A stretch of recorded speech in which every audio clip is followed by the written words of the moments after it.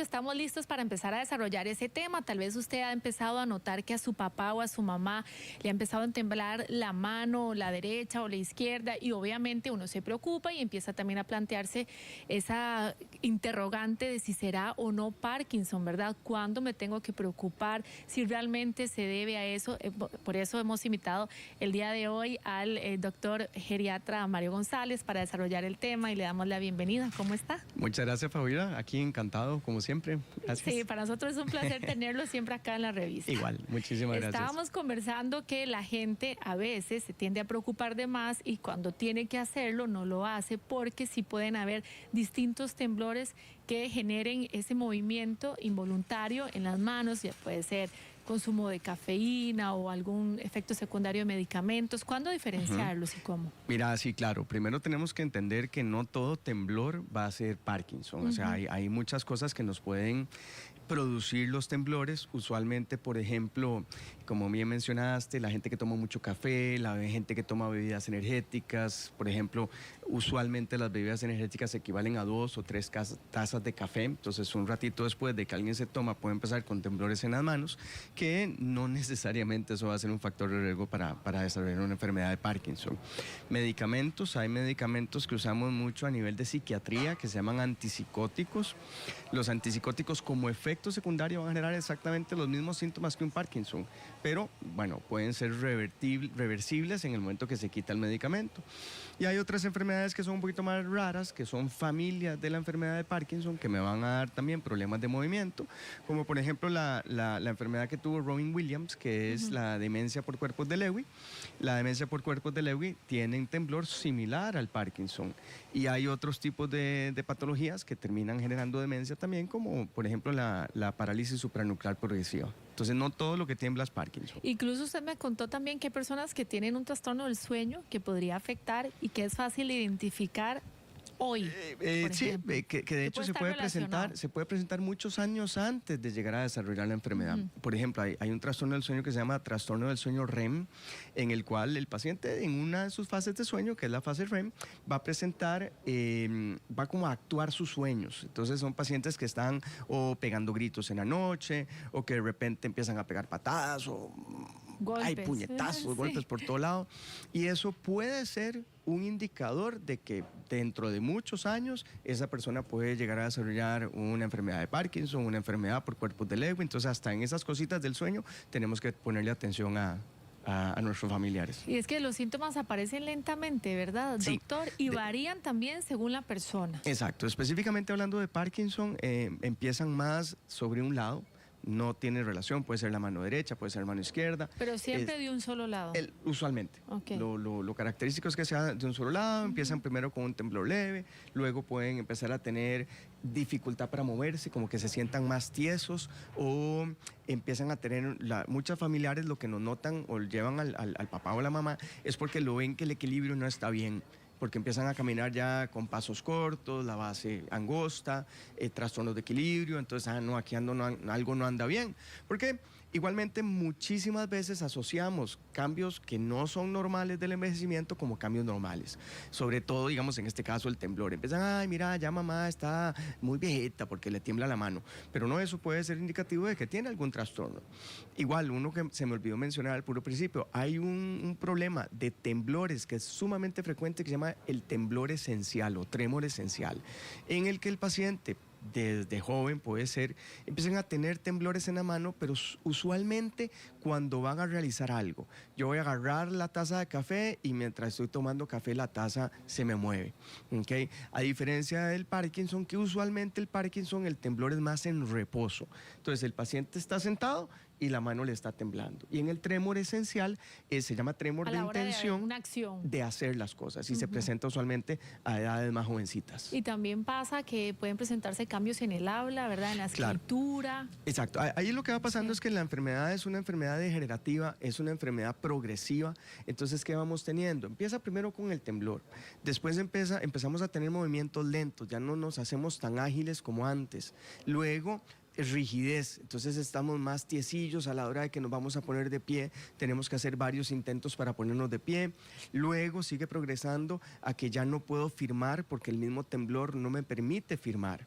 Inicialmente el Parkinson es con el reposo, pero conforme va progresando la enfermedad, con la intención también.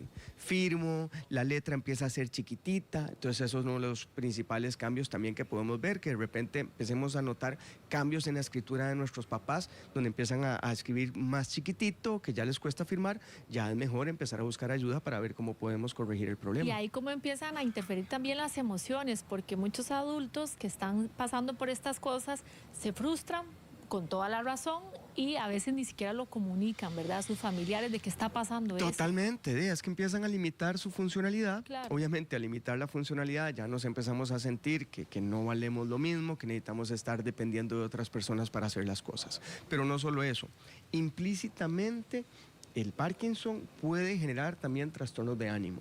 Usualmente depresión. El Parkinson es una enfermedad donde una parte del cerebro empieza a morir, una partecita que se llama la sustancia negra, que es donde están las neuronas que producen dopamina. Dopamina también es un neurotransmisor que nos ayuda a obtener placer. Entonces, donde se van degenerando todas esas neuronas y en otros núcleos del cerebro también se nos va agregando un daño, entonces también la parte depresiva puede ser otro de los síntomas que nos vaya a generar la enfermedad de Parkinson. Estábamos hablando de la depresión, de los cambios emocionales, también pueden haber problemas para masticar y comer, que se pueden ir presentando poco a poco, problemas con la vejiga, estreñimiento. Exacto, ahí muy importante es no solo los problemas para masticar y comer, hay tres cosas, desde llevarme la comida a la boca, porque ya yo vengo con la cuchara o el tenedor y la comida se me cae, de hecho hay utensilios que se pueden utilizar que son específicos para pacientes con Parkinson, ahí tenemos unas cucharitas que como que disminuyen el temblor, entonces la cucharita, aunque el paciente esté temblando, se mantiene fija. Entonces el paciente se puede alimentar mejor. Los músculos de la masticación, ya vamos a tener movimientos de la mandíbula que me van a impedir comer bien, pero sobre todo la coordinación para lograr tragar. Okay, donde yo ya pierdo la capacidad de que todos mis músculos se contraigan para generar el mecanismo de la deglución, empezamos a tener que poquitos de agua de comida se me van al pulmón, entonces tengo más riesgo de hacer neumonías por aspiración secundaria al mismo problema. Y ahí también se deriva la nutrición, ¿verdad? Y ahí entonces empezamos a tener que el paciente no come lo suficiente, empezamos a tener pérdida de peso y de ahí igual pérdida de peso, pérdida de músculo, me cuesta más caminar y va empeorando el proceso más rápidamente. Estábamos hablando que no tiene cura, definitivamente, es progresiva y degenerativa también, pero sí existen medicamentos que pueden ayudar a controlarla. Exactamente, hay medicamentos que son muy viejos, que todavía están en boga actualmente, que podemos usarlos con toda confianza. Hay medicamentos más nuevos que se llaman biológicos, que es un grupo de medicamentos que están muy de moda actualmente, que es en forma de inyecciones. Y hay tratamientos quirúrgicos, hay un tratamiento que funciona muy bien, desafortunadamente aquí en el país no se desarrolla, es sumamente caro, pero lo que hacen es como poner un marcapaso en la parte del centro del cerebro. Entonces, lo que se llama es estimulación magnética, pero directamente en un implante cerebral. Entonces, eso genera impulsos que hace que las neuroncitas se sincronicen y mejoran el temblor. Es impresionante los videos que uno ha visto de cirugía donde apenas le ponen el implante, el paciente está temblando y donde lo estimulan, el paciente para de temblar. ¿Y en qué casos sí amerita una cirugía? Miran, casos... No puedo decir que en casos avanzados, o sea, el neurólogo junto con el neurocirujano son los que tienen que decidir qué paciente es candidato, porque va a depender del daño que ya tenemos. Si el daño ya está muy avanzado y mis neuronas no están funcionando bien, pues en realidad voy a tener menos efecto, pero prácticamente cualquier paciente puede ser candidato. También en el tema de la edad, normalmente suele presentarse a partir de los 60 años, pero incluso... Como la mayoría de enfermedades neurodegenerativas, el Parkinson es una enfermedad neurodegenerativa progresiva que no es reversible. La mayoría de enfermedades neurodegenerativas se presentan con el envejecimiento. Igual, tenemos el caso del famosísimo de Michael J. Fox, quien estando filmando la película, creo que la 2 o la 3 de Volver al Futuro, fue que empezó a desarrollar los síntomas. Creo que ahorita anda por los 54, 55 años y ya tiene un Parkinson bastante fuerte, bastante avanzado. Lo ha logrado sobrellevar, pero también se puede generar en gente joven. Hablemos también, por ejemplo, de las causas, porque usted me comentaba, los genes no necesariamente tiene que ser hereditario, pero sí un error ahí en los genes también. La gente tiene el concepto de que una enfermedad genética es una enfermedad heredada, pero no necesariamente. Una enfermedad genética es que yo tengo el cambio en un gen. En una de las células se dañó un gen y donde esa célula se está reproduciendo, se está replicando, transmite ese daño y empezamos a tener el problema. Por dicha, la enfermedad de Parkinson, aunque un porcentaje sí puede ser genética, no es el principal factor. Porque todavía en realidad no se sabe a ciencia cierta por qué. Desde problemas intestinales, la charla que hablaban hace un ratito sobre la microbiota intestinal, que también se puede desarrollar en enfermedades degenerativas. De hecho, me acuerdo hace algún tiempo que había leído que no estoy tan claro de que si ya se tiene a nivel clínico, pero que podían diagnosticar la enfermedad de Parkinson a través de biopsias gastrointestinales, en donde las neuronas que se ven en la biopsia del intestino ya podían empezar a tener cambios relacionados al Parkinson. Todavía no está estandarizado, pero es una posibilidad a futuro de también llegar a tener un diagnóstico. Entonces, hasta enfermedades gastrointestinales nos pueden llegar a dar una enfermedad de Parkinson. Ahora, también hay personas que confunden el mal de San Vito, por ejemplo, con la enfermedad de Parkinson. Ajá. ¿Por qué? ¿Cuál es la relación que existe? El mal del San Vito es otra enfermedad. Lo que pasa es que también es una enfermedad degenerativa. Usualmente viene por una infección, ¿ok? Pero me va a generar un trastorno de movimiento. Entonces, ¿qué pasa? Cualquier enfermedad que me genere trastornos de movimiento, la gente las puede llegar a confundir con una enfermedad de Parkinson. Hablemos ahora también, por ejemplo, del sexo. Ajá. En cuanto a los hombres, sí son más propensos a desarrollarla, más que las mujeres, como en todo, ¿verdad? Hay algunas enfermedades donde las mujeres Nos están portamos más los vulnerables. hombres, entonces nos dan más carajas. Pero sí, ¿verdad? Sí. Es frecuente más en los hombres. Es más frecuente en hombres que en mujeres. En realidad, específicamente, no se conoce exactamente por qué. Hay cosas dentro de los factores ambientales que me pueden generar, pesticidas. La gente que está expuesta mucho, La ¿verdad? gente que está Herbicidas y expuesta mucho a pesticidas órganos también. fosforados, por ejemplo, que son los pesticidas, nos pueden generar años después una enfermedad de Parkinson secundaria a el uso de químicos, de sustancias tóxicas. Entonces, también eso hay que... Los exámenes, ¿hay un examen específico que se puede realizar para poder diagnosticar la enfermedad Exacto, de Parkinson? como el Alzheimer es una enfermedad de diagnóstico clínico que tenemos que ver los síntomas, la progresión, desde cuándo lo tiene, cuánto le ha avanzado, en realidad no hay un examen específico para el diagnóstico. Lo que pasa es que sí hay un estudio de imágenes de medicina nuclear que se llama el TRODAT, donde nos ayuda muchísimo a diferenciar si el paciente tiene una enfermedad de Parkinson, una enfermedad por cuerpos de Lewy, un tremor esencial. Cada enfermedad en ese examen específico va a tener un área del cerebro que se va, digamos, entre comillas, a pintar. Entonces, en base a eso, podemos decir, este paciente tiene Parkinson. Este paciente no tiene Parkinson y tiene un tremor esencial, porque a veces clínicamente es muy difícil diferenciar entre alguien que está empezando con el Parkinson y alguien que ya tiene un tremor esencial. Estábamos comentando al inicio que estos síntomas empiezan a manifestarse de un lado. ¿Cuánto tiempo tiene que pasar para poder, ya que la persona lo perciba en ambas extremidades? Sí. Es variable, pero usualmente... O sea, sí va a pasar. Sí va a pasar. O sea, la mayoría empiezan unilateral, hay gente que empieza de una vez con los dos lados, pero sí, más o menos a los 2 años de que la persona empieza con temblor en un lado, podemos empezar a tener el temblor en otro lado o manifestarse con otros síntomas como rigidez, como desbalance, problemas del equilibrio, problemas inclusive para el habla.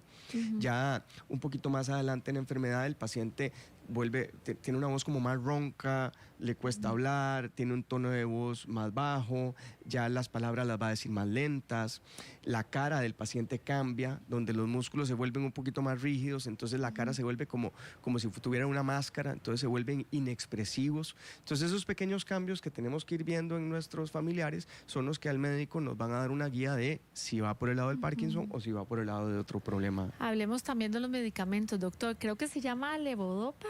La levodopa ¿verdad? es un medicamento que lo que hace es aumentar los niveles de dopamina en el cerebro. Es el principal... Lo que se va perdiendo. Lo que se va perdiendo. Justamente. Lo que se va perdiendo. El problema del Parkinson es que al ser una enfermedad neurodegenerativa, las neuronas se van dañando y vamos a necesitar cada vez más medicamento para ir controlando los síntomas. Entonces, entre más medicamentos damos, más efectos secundarios podemos tener. Entonces, pacientes con Parkinson que están tomando dosis altas de levodopa pueden tener mayor problema de movimiento. Empiezan a hacer lo que llaman disquinesias, que son movimientos bruscos, como que tiran un brazo o la cara se les empieza a torcer, simplemente y desafortunadamente como efecto secundario de la levodopa que mencionabas. Y además, si están consumiendo otros medicamentos por otros padecimientos también, ¿verdad? Sí, claro. ¿Cómo puede afectar? Por ejemplo, a nivel de geriatría, nosotros consideramos que un paciente que ya está tomando más de 5 medicamentos diferentes, ya esos 5 medicamentos van a interactuar entre sí y ya sea que van a potenciar unos o disminuir el efecto de otros. ¿Y qué enfermedades podrían actuar más bien en contra de alguna persona que esté ya padeciendo Parkinson? O que me empeoren los síntomas. Sí, exacto, claro. Por ejemplo, el ejemplo más común, un paciente que ya tiene Parkinson, que está empezando a desarrollar una demencia, y empiezan con un trastorno de conducta, donde se ponen agresivos, o empiezan a tener alucinaciones, o empiezan a tener mayores problemas de sueño. Entonces podemos llegar a utilizar unos medicamentos que llaman antipsicóticos. Y los antipsicóticos, como efectos secundarios, frecuentemente, alrededor de un 10% de la gente, puede llegar a tener síntomas similares al Parkinson. Entonces, un paciente que ya tiene Parkinson está tomando un antipsicótico, pues se va a poner peor y el tratamiento va a ser menos efectivo. ¿Cuál es el papel de la familia? Porque usted comparte, le ha tocado, ¿verdad? Obviamente, Claro. por su trabajo y demás. Y no es fácil, no solo para la persona que recibe la noticia y ve cómo van pasando los años, ¿verdad? Y Es muy todo va triste, cambiando. porque la calidad de vida, yo siempre la hablo Sí. de que va a depender de tu independencia. Si físicamente sos independiente, haces todas sus cosas y mentalmente estás bien, vas a tener una buena calidad de vida. Cuando tengo una enfermedad que me limita físicamente, donde ya necesito ayuda para caminar, ya necesito ayuda para mantenerme de pie, ya necesito ayuda para que me bañen, ya no solo se afecta el rol de ese paciente, sino también el rol de la familia.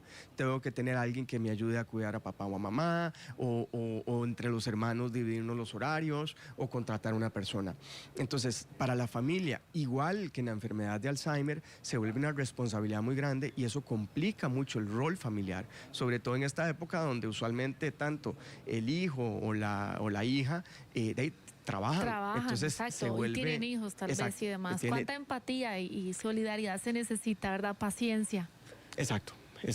Hay que hablar siempre con la familia, Sí. darle muchísimo apoyo al familiar y también estar ahí para la familia para evacuar las dudas que tengan. Que al final casi siempre son los que están. Muchísimas Exactamente. gracias, don Hombre, Mario. como Muchas siempre, gracias muchísimas por gracias. abordar.